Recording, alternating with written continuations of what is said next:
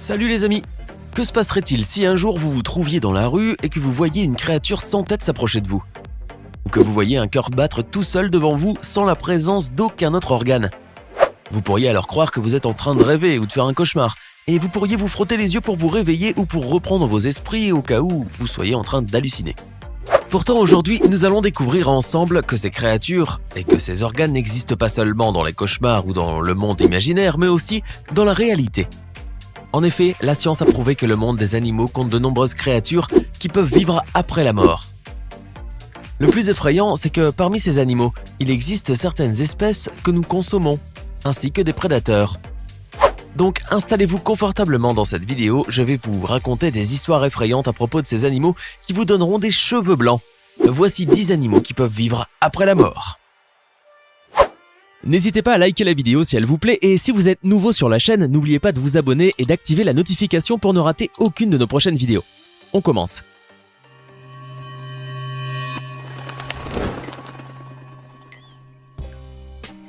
Les crapauds font partie des créatures les plus effrayantes qui puissent vivre sans tête. Une découverte que nous avons pu faire grâce à l'herpétologue américaine Jill Fleming, qui a retrouvé un crapaud sans tête dans une forêt américaine. Fait surprenant, il était vivant et semblait même en bonne santé. Pour être plus précis, ce crapaud ne possédait ni yeux, ni nez, ni bouche, ni cou, et malgré cela, ses pattes bougeaient de manière très naturelle. Il croassait même comme un crapaud ordinaire.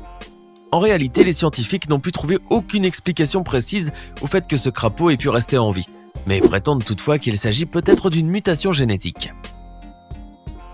Les scientifiques ont aussi réalisé une expérience sur la mouche et ont découvert qu'elle peut vivre sans tête pendant quelques jours. Pendant cette période, les mouches peuvent vivre très naturellement, volant et marchant même mieux, sauf que, sans tête, elles ne se reconnaissent pas entre elles. En effet, la femelle considère le mâle sans tête comme un étranger. D'après les scientifiques, la mouche peut vivre sans tête en raison de son incroyable organisme. Elle possède un cerveau de secours ainsi que quelques autres organes au niveau de son thorax, raison pour laquelle elle agit par réflexe contre la lumière, même sans yeux, étant donné l'existence des cellules sensorielles au niveau de ses reins. En faisant nos recherches sur ces animaux qui continuent à vivre après leur mort ou après leur avoir coupé la tête, nous sommes tombés sur un véritable phénomène. En effet, nous avons découvert que les poules font partie des animaux qui peuvent continuer à vivre longtemps, jusqu'à 18 mois, après leur avoir coupé la tête. Le Monde en a fait la surprenante découverte en septembre 1945 lorsqu'un fermier américain nommé Lloyd Olsen décida de tuer un poulet de sa ferme pour le dîner. Or, après lui avoir coupé la tête, l'homme fut très surpris en voyant que le poulet se tenait debout devant lui et courait dans la ferme sans tête. Cette course dura de longues heures. À la fin, l'homme décida de ne pas le manger et commença à nourrir ce poulet sans tête à travers son œsophage. Le plus effrayant, mes amis, c'est que le poulet se nourrissait et cactait de manière ordinaire. Après quelque temps cependant, l'oiseau mourut à cause d'un incident car il lui était difficile de se défendre et d'échapper aux oiseaux prédateurs. Après l'avoir examiné, les scientifiques découvrirent pourquoi il était resté en vie après qu'on lui eut coupé la tête. En effet, la hache du fermier n'avait pas coupé l'artère carotide du poulet, ce qui l'avait protégé de l'hémorragie et avait maintenu son pouls ordinaire. Ainsi, il pouvait respirer de manière naturelle à travers l'œsophage. Avant que votre cerveau ne commence à divaguer, soyons clairs, on ne parle pas de l'hydre de Lerne, le célèbre monstre mythologique dont les têtes repoussent sans arrêt. L'hydre qui nous intéresse ici est un petit animal aquatique doté de tentacules et affichant une légère ressemblance avec les anémones de mer. Une sorte de mini-kraken quoi. L'hydre n'a rien de particulier, si ce n'est un pouvoir fabuleux. Même découpée en petits morceaux, elle est capable de se reconstituer entièrement. C'est d'ailleurs pour cette capacité que Rebecca Helm, une spécialiste des méduses et de la vie marine de l'université Brown aux États-Unis, lui a donné le surnom de Dr Manhattan du royaume animal. Tout comme John Osterman a réussi à se reconstituer atome par atome, l'hydre peut survivre à des morts extrêmes. Pour observer leur véritable pouvoir, tout ce qu'il y a à faire est de passer une hydromixeur et de placer la purée en résultant au fond d'un bol. Lentement, les restes vont se mettre à bouger et former de petits amas. L'hydre va commencer à prendre forme. Des bouches et de maigres tentacules vont commencer à sortir et d'un coup, il y aura des petits corps partout. Bon là, vous êtes forcément choqués, soit parce que la régénération de l'hydre est phénoménale, soit parce que les scientifiques passent de petits êtres innocents au mixeur. Tous des sadiques, on le sait bien. Mais comment font les hydres pour se régénérer? Selon une récente étude publiée par des scientifiques de l'Université de Californie, les hydres n'ont pas de cerveau. À la place, leur tête contient des cellules de commandement qui envoient en continu des signaux aux autres cellules pour leur dire ce qu'il faut faire. Pour survivre, l'hydre doit donc garder une partie de sa tête intacte.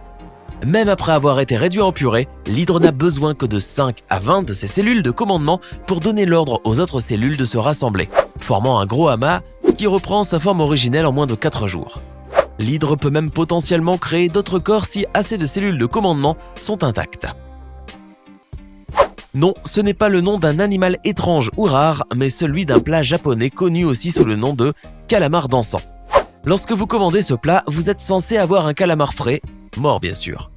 Or, qu'est-ce qui caractérise le calamar dansant ? Eh ben, le plat se base essentiellement sur la sauce soja qui l'accompagne. Tout paraît normal jusqu'à ce que l'on verse la sauce soja qui fait bouger le calamar. Ce dernier commence alors à jouer avec ses bras comme s'il dansait, ce qui suscite la surprise de nombreuses personnes. Heureusement, les scientifiques et les spécialistes ont trouvé une explication à ce phénomène. Tout est lié aux fibres nerveuses de ces merveilleuses créatures qui, même après leur mort, ont une réaction involontaire à cause du sodium présent dans la sauce soja. En effet, le calamar est bien mort et ses bras bougent par réflexe, en réaction au sodium, ce qui nous donne l'impression qu'il est en train de danser.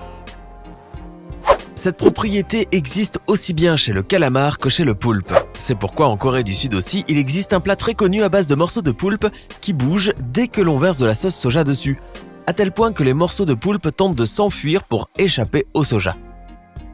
Le plus étrange chez le poulpe, c'est que ses bras restent vivants après sa mort. Ainsi, il continue à bouger presque 1 heure après sa mort, même après cuisson. Quelquefois, une mauvaise mastication des morceaux de poulpe peut provoquer des mouvements au niveau de l'estomac, mais aussi un malaise important qui peut parfois être fatal. En effet, les études ont montré qu'environ 6 personnes meurent chaque année après avoir consommé ce plat coréen. Éloignons-nous maintenant un peu des plats et de la nourriture. Le cafard se caractérise par sa capacité à vivre sans organes et sans système essentiel pendant 1 heure entière.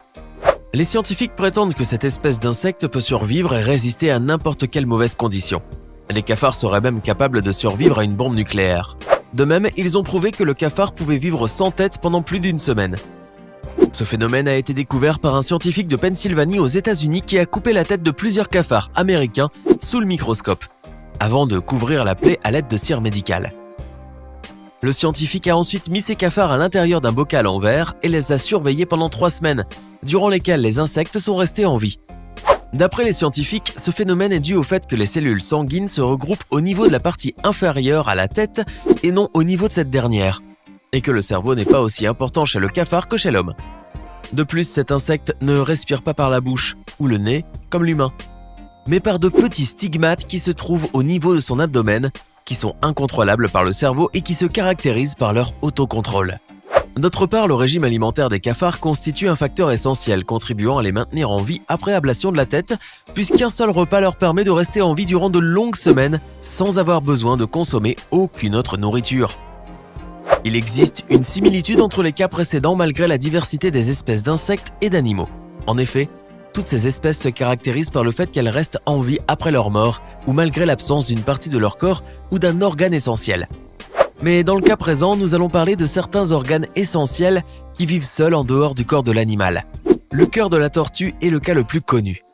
Si on enlève le cœur de la tortue de son thorax, il peut continuer à vivre seul durant 5 jours après l'avoir enlevé. Le secret réside dans le fait que le cœur des reptiles possède une sorte de pacemaker spécifique isolé du cerveau, ce qui lui permet de vivre plus longtemps, même après l'avoir enlevé du corps de la tortue. Il est vrai que le cafard qui peut vivre sans tête, de même que la mouche, le crapaud et la tortue qui constituent des cas très effrayants, est une réalité difficile à croire. Mais en fin de compte, ce ne sont pas des créatures effrayantes pour nous. Cet animal en revanche est considéré comme l'une des créatures les plus terrifiantes et les plus meurtrières de l'homme, étant donné qu'une seule morsure peut parfois propager un venin fatal dans tout le corps, et dans ce cas, reste juste à prier pour arriver à l'hôpital vite, très vite. Cependant, des soins médicaux rapides peuvent nous sauver. Or, il ne faut pas craindre cet animal pour sa morsure seulement, mais aussi en avoir peur et rester attentif, même après sa mort. Au Texas, aux États-Unis, un homme était en train de nettoyer son jardin lorsqu'il tomba sur un serpent. Il lui coupa alors la tête à l'aide de sa pelle et prit ensuite cette tête dans ses mains quand tout à coup il tomba à terre. Le venin du serpent s'était propagé dans tout son corps. Le plus étrange, c'est que le venin n'était pas un venin ordinaire. ou à dose moyenne, comme c'est le cas pour les morsures de serpent que l'on connaît. C'était une dose tellement importante que l'homme se sentit immédiatement mal et tomba à terre. Après son transfert à l'hôpital, il reçut à peu près 23 injections d'antidote de venin, ce qui, au cas où vous l'ignoriez, représente une très grande quantité. En effet, dans un cas normal, le patient reçoit seulement 1 ou 2 injections. Après cela, les scientifiques découvrirent que tous les membres du serpent restent en vie pendant 1 heure après sa mort, même s'ils sont séparés. Durant ce temps-là, tout membre peut sécréter une quantité plus importante et plus dangereuse de venin que celle qu'il sécrétait avant sa mort. Alors, lequel de ces animaux vous a le plus surpris? Dites-le nous dans les commentaires. Sinon, si la vidéo vous a plu, n'oubliez pas de mettre un pouce bleu, de vous abonner et de partager la vidéo avec vos amis. À demain, même heure, même chaîne, pour une nouvelle vidéo. Si la vidéo vous a plu, n'oubliez pas de mettre un pouce bleu, de vous abonner et de la partager avec vos amis. À demain, même heure, même chaîne, pour une nouvelle vidéo.